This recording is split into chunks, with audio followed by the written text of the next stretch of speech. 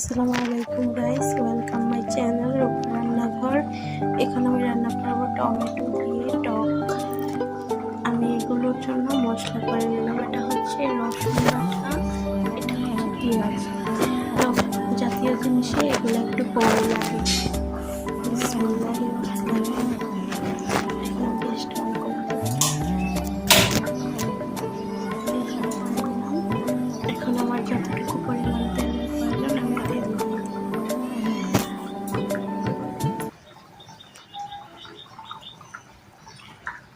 তেল একটু গরম হয়ে গেলেই আমি রসুন আর পেঁয়াজ বাটা দিয়ে দেব। প্রথমে দিয়ে দিলাম রসুন, তারপর দিয়ে দিলাম পেঁয়াজ। এগুলোকে আমি ভালোভাবে মিশিয়ে নেব।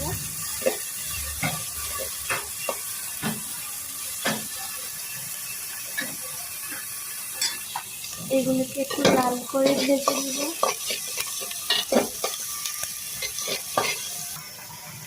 এই দেখুন গ্যাস থেকে আমার লাল করে ভাজা হয়ে গেছে। আমি পানি দিয়ে দিলাম।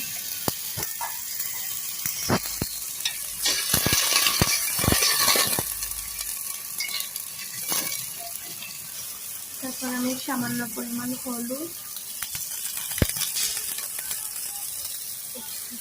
মরিচ,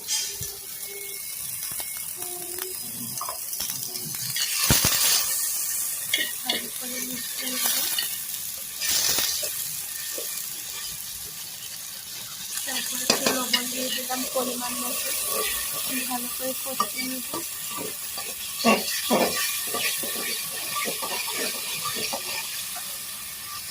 এই দেখুন রাইস আমার কষানো শেষ। এখন আমি এই কেটে রাখা টমেটোগুলো দিয়ে দেব।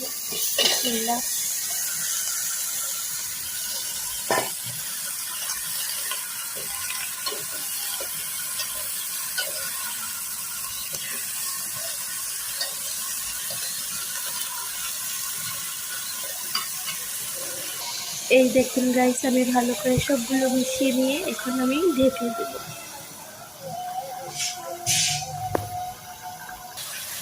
এই দেখুন রাইস আমার টমেটোটা একটু মজে গেছে। এগুলোকে একটু নাড়বো, নেড়ে চেড়ে আমি আবার ঢাকনাটা দিয়ে দেবো।